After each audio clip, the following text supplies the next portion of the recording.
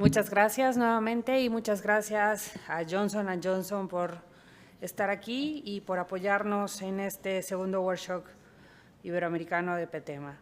Y bueno, yo sé que estamos ya a punto de irnos a comer en un ratito más, pero bueno, creo que es importante hablar en este simposio de lo que es una innovación actual en el tratamiento de las leucemias mieloblásticas agudas, y este es los inhibidores de la menina.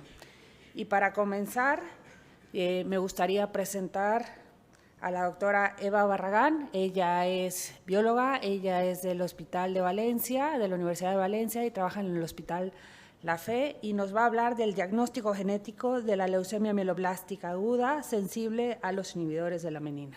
Doctora, por favor.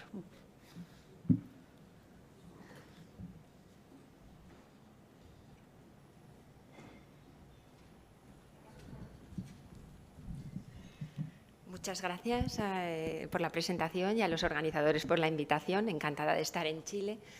Y bueno, voy a empezar el avance.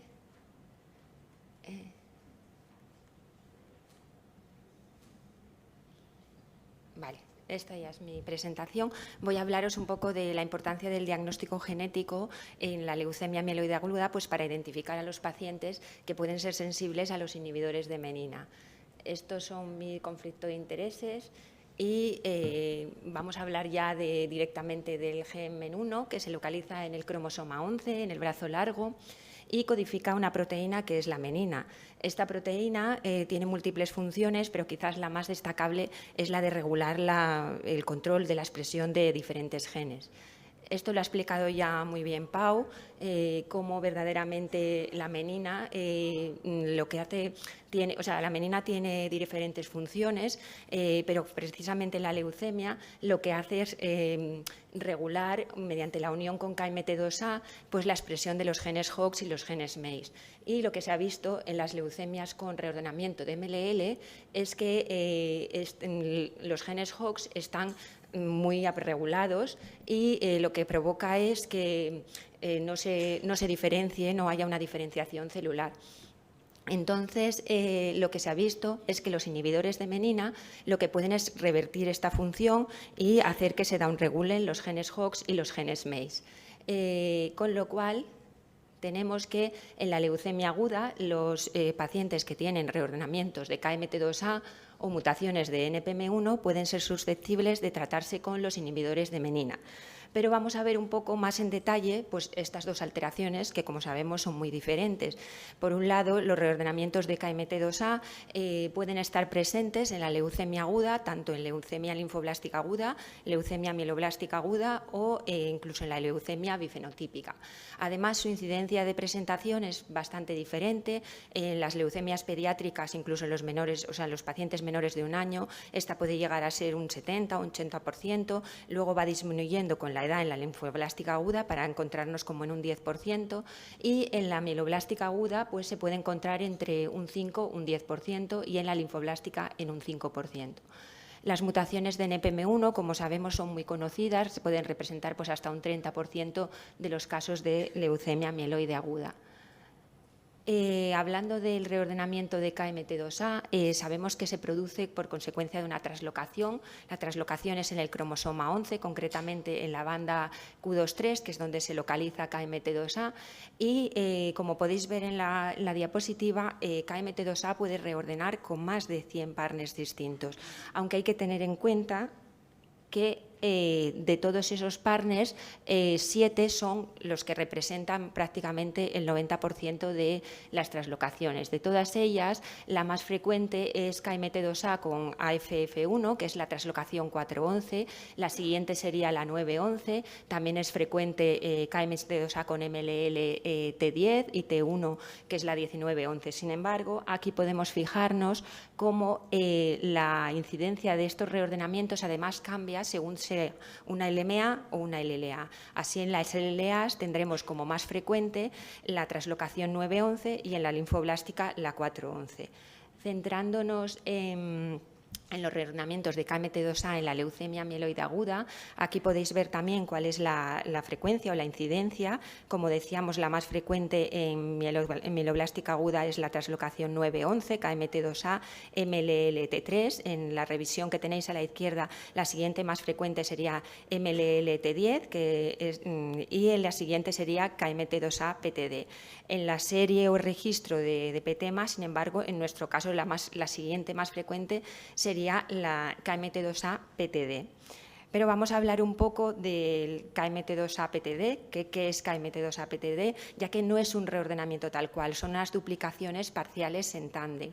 Esto significa que es como un reordenamiento intragénico, es decir, lo que ocurre es la duplicación desde los exones 2 al 11 en un número variable, pues no es necesario que estén todos, es decir, este reordenamiento se parece más a las duplicaciones internas en tándem de FLT3, ¿no? Y hay que mencionarlo porque, aunque es bastante frecuente, puede estar presente como en un 5 o en un 10% de las mieloblásticas agudas, tanto su pronóstico como la implicación terapéutica, es decir, su respuesta, por ejemplo, a estos inhibidores de menin todavía no está esclarecida, porque el mecanismo de actuación no es exactamente el mismo que el de los reordenamientos clásicos que implican translocaciones. En cuanto al pronóstico, sabéis que las leucemias con reordenamiento de KMT2A presentan un pronóstico desfavorable, suelen ser resistentes a los tratamientos estándar. Esta es la mediana de supervivencia de la serie de KMT2A de PTEMA, que como veis la mediana de supervivencia es de unos 12 meses. Y sí que es cierto que se hacen distinciones en cuanto a los diferentes reordenamientos de KMT2A. La translocación 9-11, según la European Leukemia Net, tendría un pronóstico intermedio a diferencia del resto de reordenamientos. En la serie de PTEMA, como podéis ver, aunque hay una separación entre las curvas, no llega a alcanzar diferencias significativas. En cuanto a las conmutaciones de KMT2A, KMT2A es un driver importante y suele tener pocas conmutaciones asociadas. Las que nos encontraremos más frecuentemente son las de las vías RAS, concretamente el NRAS, que puede estar conmutado en un 21%, el KRAS o incluso PTPN11. El papel pronóstico de estas conmutaciones en principio no está establecido. Según European Leukemia Net, no habría que tener en cuenta ninguna de estas conmutaciones, aunque hay diferentes estudios investigacionales que sugieren que pueden tener un pronóstico desfavorable, algunas concretamente, cuando asocia, por ejemplo, como veis, KRAS, DNMT3A o TP53, que desde luego KRAS es muy frecuente, pero DNMT3A y TP53 es un poco una rareza.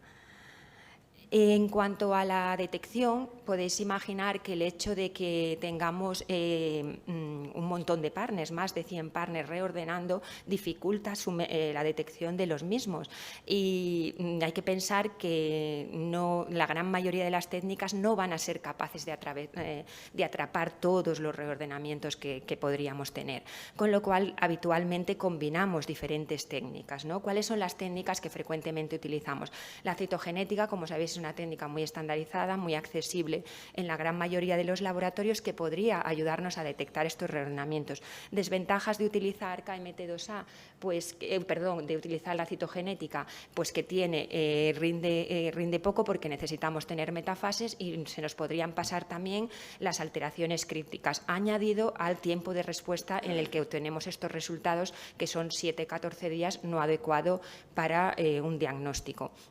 Por eso los laboratorios de citogenética suelen completar esta técnica con el FIS. El FIS sí que es mucho más rápido, puede detectar reordenamientos crípticos y, como sabéis, no necesita metafases. ¿Cuál sería la desventaja? Pues que no podríamos identificar los partners. Sabríamos que KMT2A está reordenado, pero no sabemos con cuál. Es cierto que tenemos diferentes sondas, especialmente para la 911, es la con la que deberíamos tener para distinguirse si nos encontramos entre esta o el resto.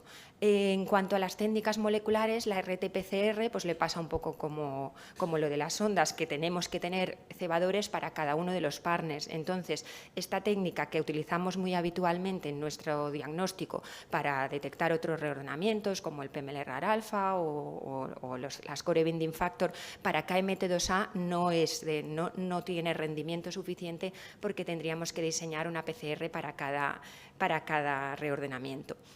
¿A qué estamos yendo los laboratorios? Pues nos estamos yendo hacia las técnicas de secuenciación masiva con paneles que incluyan fusiones y que, aunque son paneles dirigidos y testan fusiones conocidas, podríamos testar más de 800 transcritos diferentes abarcando todos los reordenamientos conocidos con sus diferentes puntos de fusión.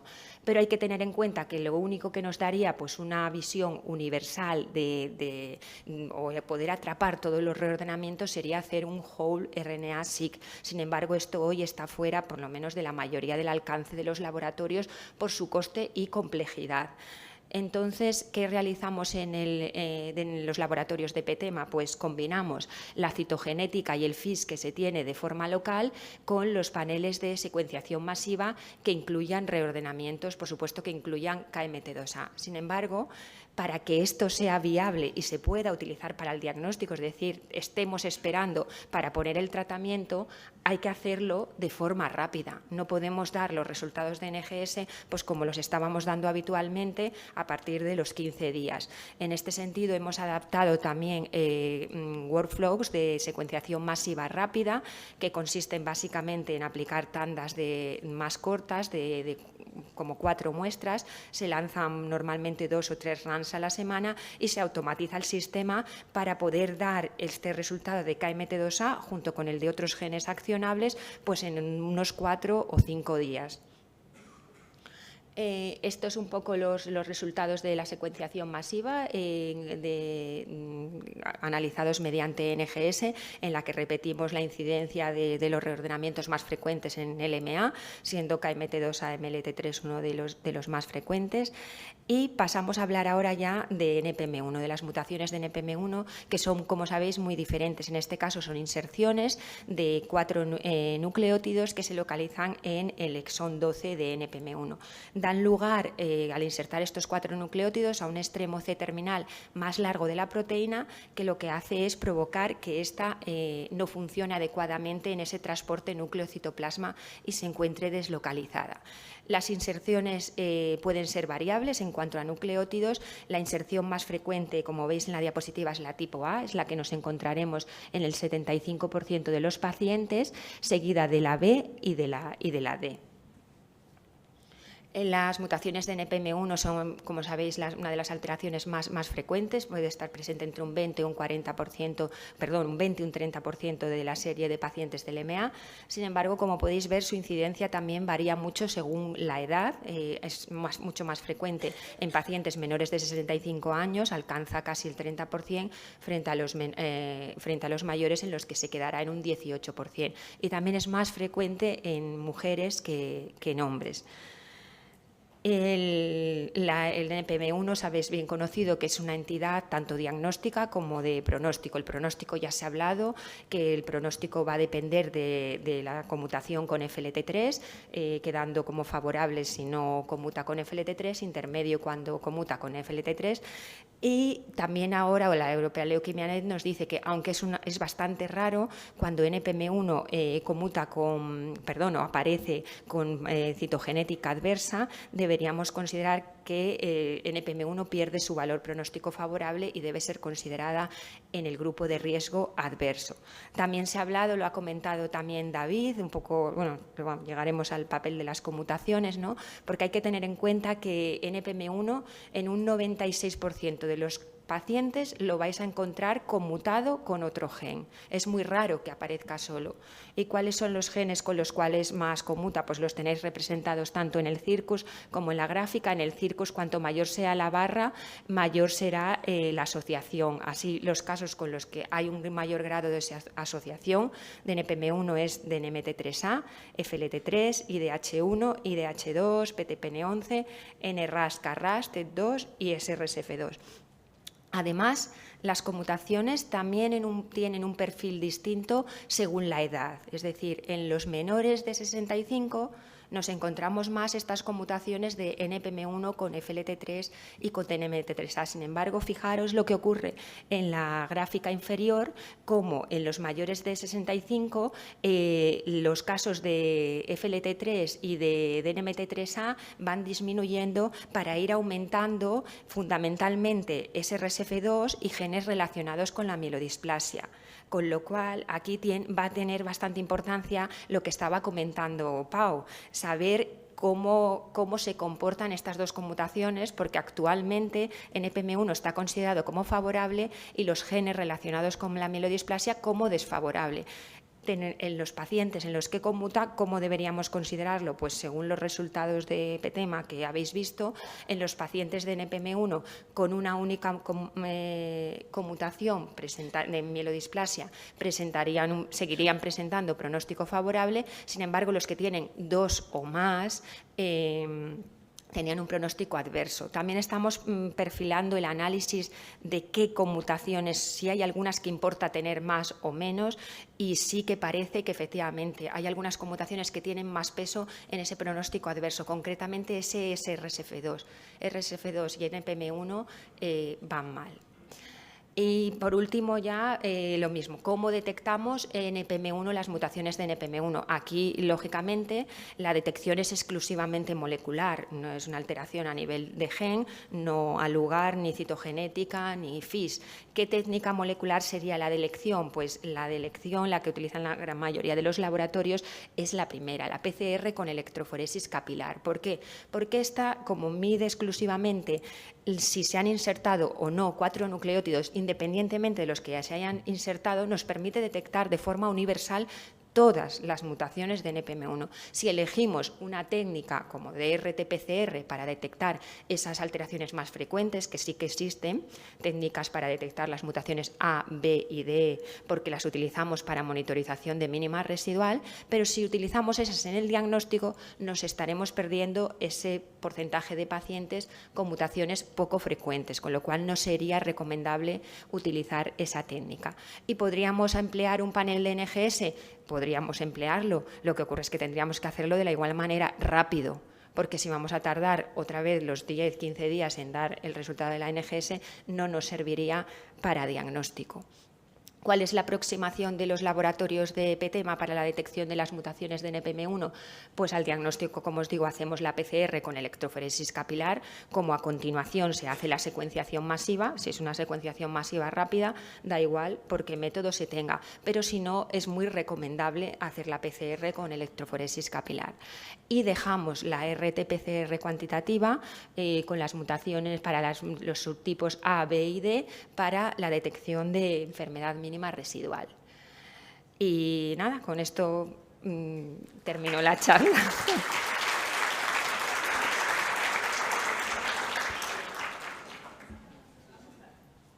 Vamos a dejar la sesión de preguntas para el final. A continuación, muchas gracias, doctora Barragán. Y les voy a comentar que al final vamos a exponer la QR para que puedan tener acceso a las presentaciones. A continuación, el doctor Pau Montesinos nos da esta presentación y nos hablará del tratamiento del paciente con LMA, con mutaciones de MPM1 y KMT2A. Estaba el QR en la anterior, si quieres mostrarlo ya. Aquí, si queréis cogerlo. Son para las preguntas. Bueno, pero preguntas al final. Al final, ahí pueden incluso en este QR gestionar las preguntas que ustedes quieran para que nosotros las podamos transmitir. Vale. Pues ya está, ¿no? Bueno, nada, yo quería agradecer a Nidia por hacer de la moderación de este simposio y obviamente a Johnson por apoyarnos este simposio, sino por apoyar el evento entero y bueno, pues por aunar esfuerzos por algo que es un reto, es un reto. Tendremos oportunidades de agradecer al resto de colaboradores más adelante, obviamente, del simposio. Nos enfrentamos a un reto muy importante, ¿vale? Y lo primero es el diagnóstico. Incluso antes del diagnóstico, la epidemiología. O sea, no sabemos ni cuántos pacientes tienen NPM1 aquí. Bueno, y cuando digo aquí es desde un país como Chile, que es muy finito y muy largo, hasta México. Parece, por lo que estáis diciéndonos, en torno al más cerca del 10-15% que del 30% que tenemos nosotros, y luego, ¿qué es lo que está establecido en la literatura? Eso es muy importante, conocer la epidemiología local, porque luego pues, te llevas chascos o te llevas sorpresas, te crees que puedes tratar a tus pacientes en el futuro en un porcentaje importante, como nos va a suceder a nosotros en Europa y en Estados Unidos con esas frecuencias. Un tercio de los pacientes van a poder beneficiarse si se lleva a buen término y con un buen desarrollo de ensayo clínico los inhibidores de menina. Aquí, obviamente vamos a hacer un poco de foco al final de la presentación en Blexibenib, que además probablemente sea el que vaya a estar, digamos, en Latinoamérica en los próximos años, ¿no? Sobre todo pues porque los otros se están desarrollando por biotechs más pequeñitas, sin fuerza comercial, y bueno, es previsible que lo primero que se puedan beneficiar aquí los pacientes en los siguientes años, no sabemos cuántos, ojalá sean pocos, sea Blexibenib. Y el segundo reto, obviamente, va a ser el acceso a estos nuevos medicamentos y cómo posicionarlos en la clínica para sacarles el máximo beneficio. A veces se ven usos poco eficientes por parte de los sistemas sanitarios, en el que, por ejemplo, el otro día comentábamos, bueno, fue en Buenos Aires creo que el otro día, cómo le aprobaban a un paciente un venetoclax en recaída cuando no ha demostrado nada ni hay indicación. En cambio, le habían denegado un gilteritinib, que es un estándar, era un paciente con una LMA recaída refractaria FLT3 mutado. Son cosas que no tienen mucho sentido y sí que conviene hacer reflexionar a los pagadores, ¿no?, al respecto. Obviamente, donde queremos que vaya estos inhibidores de menina, donde queremos que vayan es en primera línea, que es donde probablemente con la sinergia con la quimioterapia, ya sea azacitidina venetoclax o ya sea 3+7, pueden, igual que el ejemplo que hemos tenido de los inhibidores de BCR-ABL, con la LMA-FI positiva o la LMA-FI positiva, o en los FLT3 mutados, ahí es donde pueden mejorar el porcentaje de pacientes curados. Yo creo que al final dar estos fármacos innovadores en una situación de recaída es poco eficiente, ¿vale? Pero probablemente vaya a ser lo primero que tengamos y el primer uso que vayamos a darle. ¿Por qué? Pues porque tenemos datos de fase 1 bastante contundentes y que pueden conducir a aprobaciones, por lo menos en Estados Unidos, y eso acarrea detrás aprobaciones en otros contextos, ¿no? En cambio, primera línea hay que esperar a los randomizados, por lo menos en Europa, vamos a tener que esperar a los randomizados. Bueno, vamos a centrarnos de nuevo, no hemos hablado nada de NUP98 ni otras enfermedades que están categorizadas dentro de la WHO, ¿vale? Aquí os pongo, por ejemplo, ejemplos, que aquí veis en el listado. Pues podrían los reordenamientos MECOM, los NUP214 podrían ser sensibles a inhibidores de menina. Los NUP98 también, NPM1, se está probando en algunos fases 1 en los CBP-alfa, es decir, no sería una cuestión de menina, sino de dependencia de la vía Hox-Mace, ¿vale? Y son agentes diferenciadores, esto es importantísimo, ¿vale? Nos ha dicho Eva que la sobreexpresión de Hox, sobre todo, induce a una ausencia de diferenciación stem cell y, por lo tanto, leucemia. Y además, en concreto, KMT2A reordenado es un driver muy potente, no tanto como NPM1, que también es primigenio en la leucemogénesis, pero quizá necesite más ese second hit o tercer hit, como queramos llamarlo. Voy a ir rápido, esto yo creo que tiene poco interés a día de hoy, pero es importante. A día de hoy lo que tenemos en la NPM1, LMA NPM1 con 3+7, son leucemias agudas mieloblásticas en general de buen pronóstico, sobre todo si no asocian la mutación FLT3 y TD. Y Mónica va a escribir en el siguiente mes un manuscrito de la experiencia en vida real de PETEMA de la LMA FLT3 mutado, donde se ve claramente que ya no son de riesgo alto con la mutación ITD, ¿vale? Es decir, ha habido una clara mejoría parecida a la del Ratific, lo cual es muy importante y gratificante que se reproduzca en vida real los datos de ensayo clínico, cosa que no pasa con otros medicamentos que no voy a nombrar. Bueno, pasan a ser riesgo intermedio todos los FLT3 y la mitad de los FLT3 son NPM1. ¿Vale? Y luego tenemos de riesgo alto discutible y ahora veremos los ordenamientos MLL, cualquiera, excepto translocación 911, ¿vale? Que clásicamente se mete en el riesgo intermedio. ¿Para qué sirve la estratificación de riesgo? Pues en principio solo serviría para indicar un halogénico pues, en remisión 1. No sirve para nada más. Yo cuando veo estudios de no, ¿cuál era el LN a la recaída? Yo, ¿pero qué más me da la recaída que LN sea si son todos de mal pronóstico? ¿Vale? Aquí falta la mínima residual, que aunque está dicho en letra pequeñita, pero la mínima residual es, vamos, yo creo que a día de hoy, y el AMOLFIT score este que vamos a publicar va a quedar cojo porque no incluye la mínima residual como parámetro dinámico y es fundamental. Lo de la estabilidad mutacional la conocemos perfectamente con NPM1, es muy estable, ¿vale? Lo contrario que FLT3, por lo cual es un buen candidato en principio también para una recaída leucémica de una LMA NPM1, pues poder beneficiarse potencialmente de inhibidores de menina cuando estén disponibles. Y reto fundamental, el diagnóstico, ¿vale? Estos son datos de PTEMA en el que gracias a la implementación de una plataforma molecular, que no solamente en EGS, sino también FLT3 y mínima residual por PCR, pasamos ahora en el ámbito nacional en España a tener 98% de los pacientes fit and fit testados para NPM1. Y además vemos, estos son datos retrospectivos, están publicados, vemos cómo hay diría un sesgo de selección, ¿no? Porque los pacientes que se han hecho la mutación en NPM1 viven más que los que no se la han hecho, ¿vale? Claramente, nadie se cree que por hacer una PCR de NPM1 el paciente vaya a vivir más, ¿eh? Simplemente, pues, los que se la han hecho pues están dentro del grupo de los que viven más, simplemente por las razones que sean, que están muy bien descritas en este manuscrito. Hay una clara diferencia en las características de los pacientes que se testan de los que no se testan. Más LMA de novo, más jóvenes, mejor fitness, todo lo lógico sale, ¿vale? Lo cual, bueno, pues también es de agradecer en cuanto a la consistencia de los datos.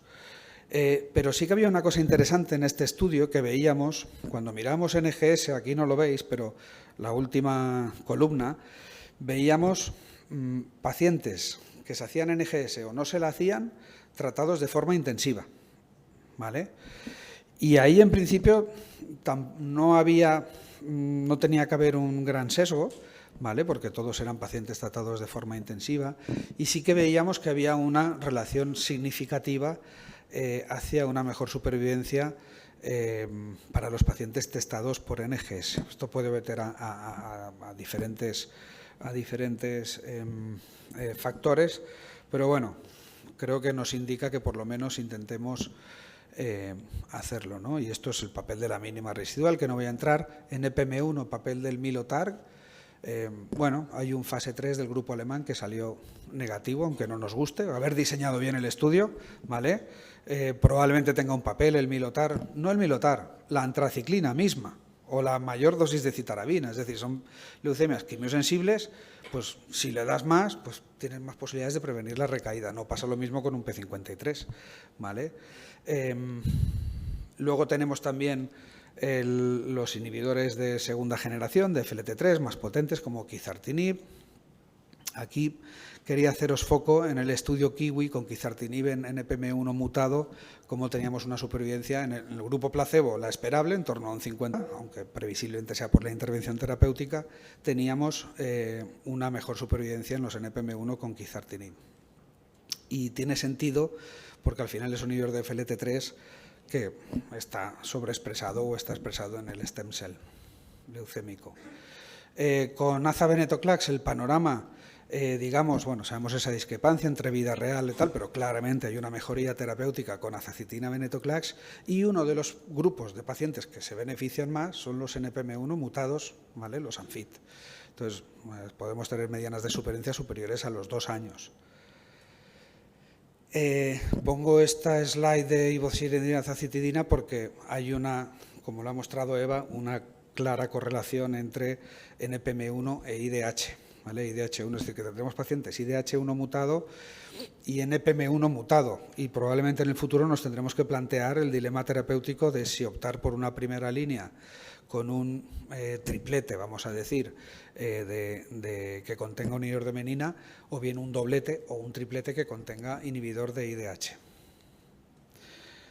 Aquí, como nos lo ha dicho muy bien, pero simplemente hacer foco en este complejo, ¿vale? Que donde hay varias moléculas, DOT1L, bromodomain 4, habréis oído hablar muchos de ellos como targets en ensayos, que los problemas que han tenido a la hora de inhibir este complejo es la toxicidad, ¿vale? DOT1L y BRD4 son muy tóxicos, ¿vale? A dosis farmacodinámicas no se toleran por los pacientes. En cambio, los inhibidores de menina en general se muestran como una familia de fármacos tolerables, lo cual permite su evolución en ensayos clínicos y probablemente que llegue a nuestros pacientes.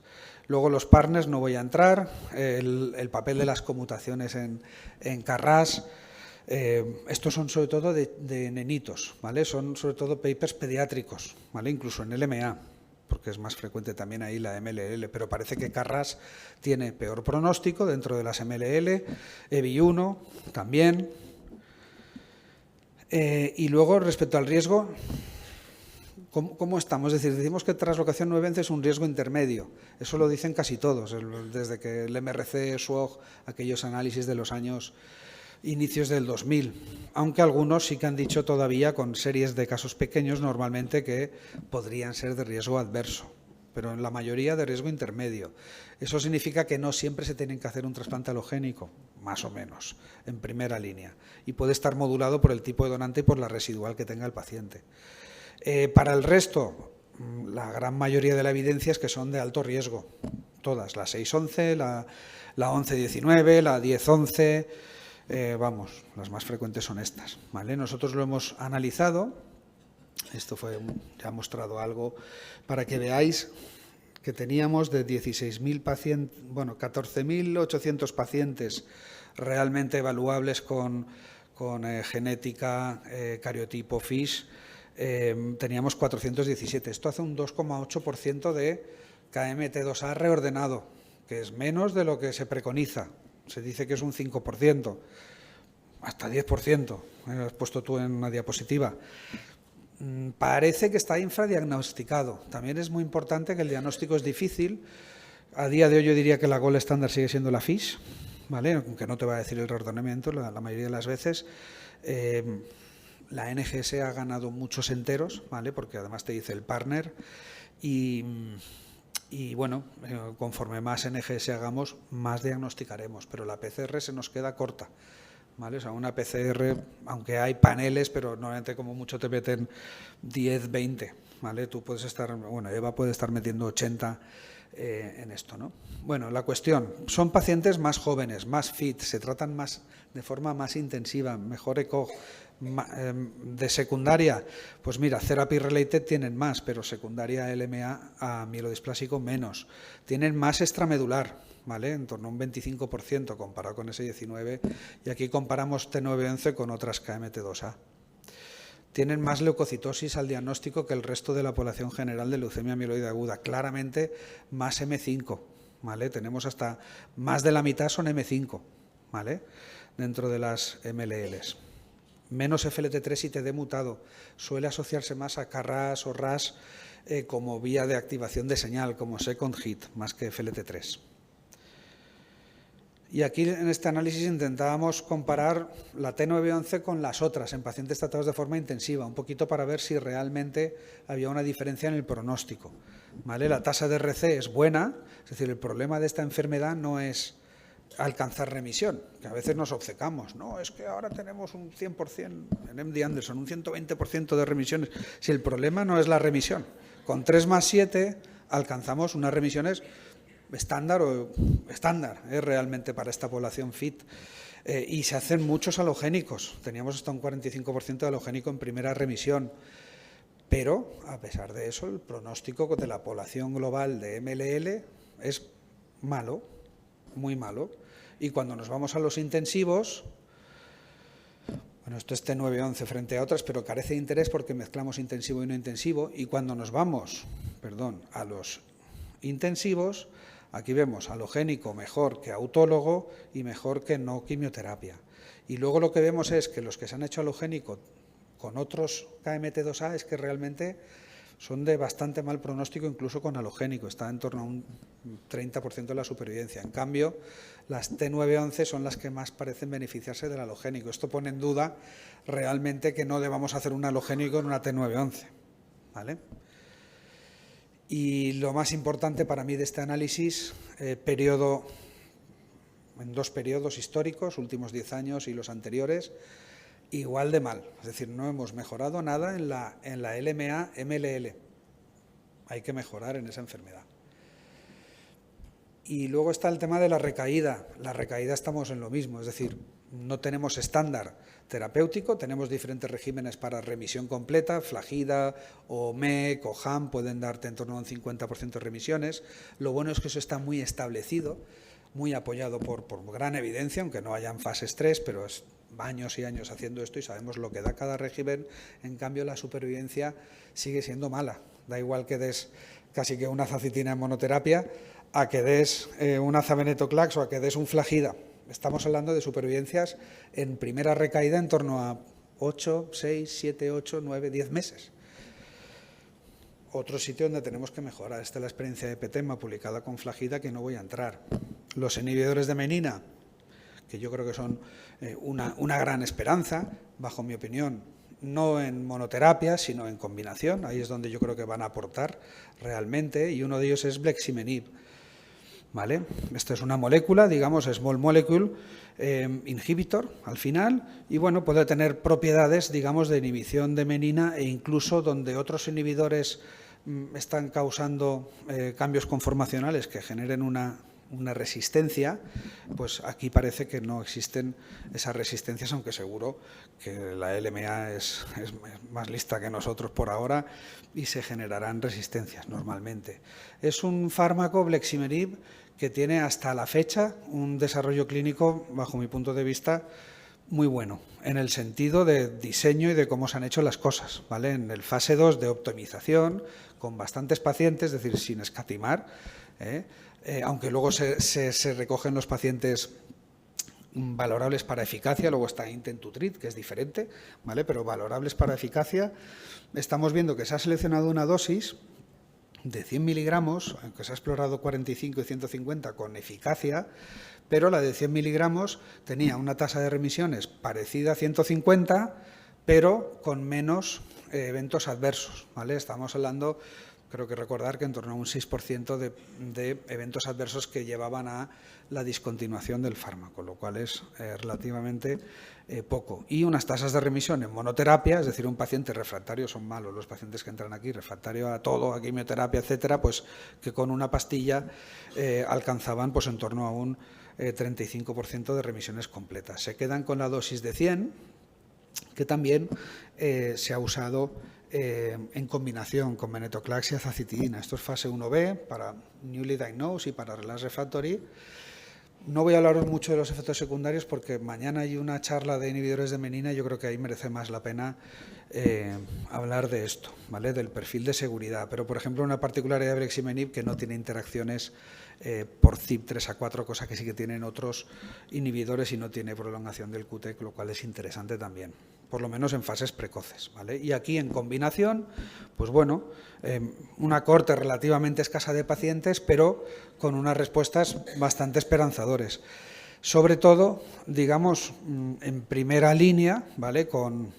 Y cuando hablamos de los 100 miligramos, venetoclax, azacitidina más Bleximenib, estamos viendo tasas de respuesta pues en torno, tanto en NPM1 como en KMT2A, pues por encima del 50%, ¿vale? Esto es en relapse refractory y en primera línea sí que podemos hablar de respuestas pues en torno al 75%, que es el panel de la derecha, ¿vale? Lo cual pues es bastante esperanzador para ser una población NPM1 y KMT2A. Deciros también que veis aquí en el panel, fijaros en cuánto gris hay, ¿vale? En el histograma, ¿vale? Esos son MLFS, ¿vale? Que se ponen como overall response rate, entraría la MLFS, ¿vale? Que yo no sé muy bien lo que es la MLFS, porque van cambiando los criterios, pero vamos, un paciente aplasiado, ¿no? O sea, puedes aplasiar con muchas cosas, lo importante es alcanzar una remisión, ¿no? También. Y, bueno, habrá que tener cuidado sobre todo con los tripletes y con las combinaciones, con tripletes con 3+7, con venaza, pues con la mielosupresión que pueda ocurrir derivada de estos fármacos, pero esto se verá en los fases 3, en estudios más amplios. Y nada, ya he acabado. Gracias.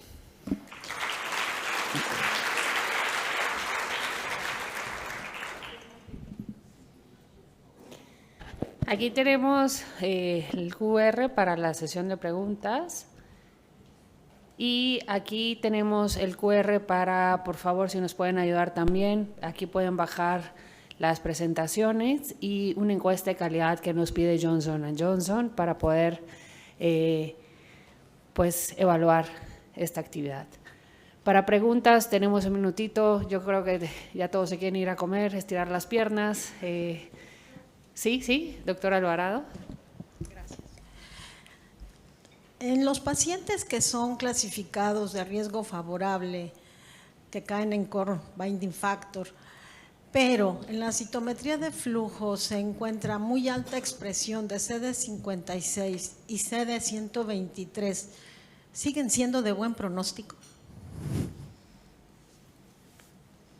¿Para qué? ¿Para la doctora Barragán, el doctor Montesino? Para ambos.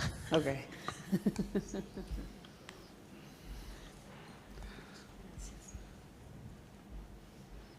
Sí, absolutamente. Sí.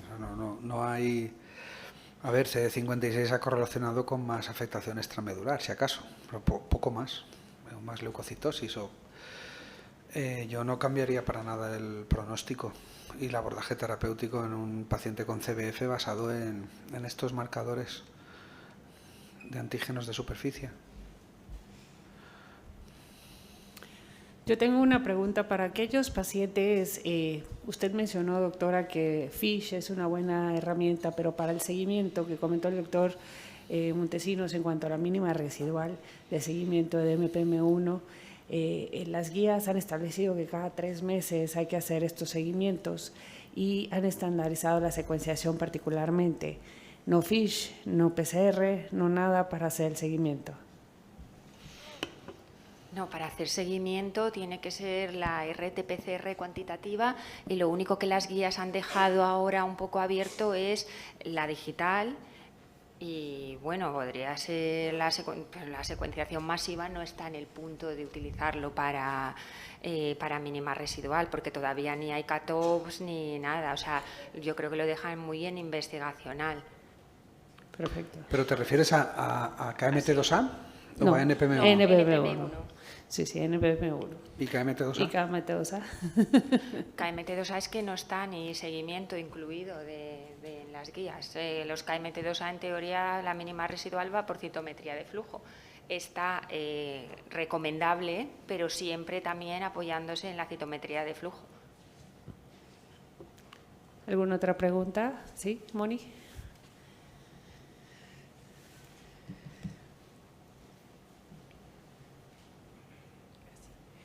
Para Eva, con lo que vieron en NPM1, ustedes van a plantear hacer una reestratificación de los grupos. ¿Pudieron también correlacionarlo con lo que informó Hernández en el artículo del Harmony y todo eso? Si se repetía la mismo, como ellos plantean también hacer 3 subgrupos dentro de NPM1. ¿Pero de NPM1? Sí. Dentro de NPM1 nosotros vimos efectivamente solo lo de 2 mutaciones y lo que sí que puede tener peso puede ser con con qué conmutación está relacionado, es decir, y de esas sale solo SRSF2 y ASXL1, no nos sale lo de NMT3A del Harmony. No lo No se confirmó. Lo otro que, Eva, acá, como decíamos, la incidencia de NPM1 en Latinoamérica es baja, o sea, se repitió en la serie nosotros que el 10%, lo presentaron otros grupos también. Y cuando vimos nosotros lo de NGS, si eran 30 pacientes eran pocos, pero los de riesgo favorable ninguno fue NPM1 a pesar de que habían, porque estaban, por lo menos los nuestros, que son pocos casos, pero lo que te puedo comentar, estaban todos conmutados con mutaciones relacionadas a displasia. Entonces, en nuestra serie, nosotros lo que vimos también en Chile es que los resultados de los pacientes con MPM1 en términos de supervivencia global y todo eso no tenían nada que ver con lo descrito en la literatura, y probablemente sea que el subgrupo de pacientes tiene unas conmutaciones de peor pronóstico. No lo puedo extrapolar para todo Chile, pero eso es lo primero que vimos. Nos llamó la atención con la gente del laboratorio de la UDEC que están acá. Acá hay otra pregunta. Muchas gracias. Una pregunta para la doctora. En cuanto al diagnóstico de MLL, si la estrategia fuera solo FISH, porque solamente tenemos disponible FISH, y hiciéramos un 411 y un 911, ¿abarcaríamos la mayoría de las MLL? Sí, a ver, es que con el FISH las abarcas prácticamente todas, porque vas a saber si está reordenado o no, o sea que el FISH es muy buena estrategia como la universal. Y luego para identificar el partner es buena estrategia tener esas dos sondas, lo que ocurre que en el MA 411 vas a tener muy poca. Yo me quedaría, si nos centramos en el MA, por lo menos en tener la sonda del 911, y abarcarías cuánto podrías llegar en un diagnóstico, pues a lo mejor efectivamente un 70, un 60% podrías llegar a identificar el partner. Es buena estrategia cuando no hay, por ejemplo, hemos tenido algunos casos que se ha detectado por FISH, es decir, que por NGS no, porque es un partner, igual es un partner, tendría que montarle Eva, digamos, los cebadores y las libreries y todas esas cosas, porque igual es la primera vez que se escribe ese partner. Estamos todavía escribiendo partners nuevos, pero por la FISH ya se ve la hibridación, pero no sabes con quién. El FISH es muy buena Pero indicación. es muy raro. Y esa, tener a las sondas que haya comerciales, bueno, por supuesto, si ampliamos una LLA, la 411 hay que tenerla y la 911 también, ya veis que son las dos más, pero es muy buena estrategia. Y como dice Pau, efectivamente hemos tenido un caso, es verdad que solo uno de 200 y pico, pero uno con un MLL que no tenía el panel y que lo pilló el FISH. Por cuestiones de tiempo, una última pregunta ahí atrás. Gracias por la charla. Quería preguntarle con respecto a la PCR cuantitativa, que me gustó que en la nucleofosmina hacen quali al diagnóstico y después cuantitativa al seguimiento. ¿Eso podría ser también con la core binding? Porque es difícil tener todo el diagnóstico por una cuestión de costos y nos queda siempre esa duda. Totalmente. Nosotros lo hacíamos así, o sea, ahora porque lo tenemos también en el panel de NGS, pero cuando hacíamos el diagnóstico teníamos una PCR cualitativa para descartar las core binding factor, no solo porque vas a pillar todo, sino por cuestión economicista. No es lo mismo tener la técnica montada con una sonda que vale muchísimo más que una PCR convencional. Entonces, esa ha sido nuestra estrategia antes de la NGS con todas las fusiones. Un CBF quali y cuando identificas uno, cuantificas la isoforma. Gracias. Muchas gracias al doctor Montesinos, a la doctora Barragán.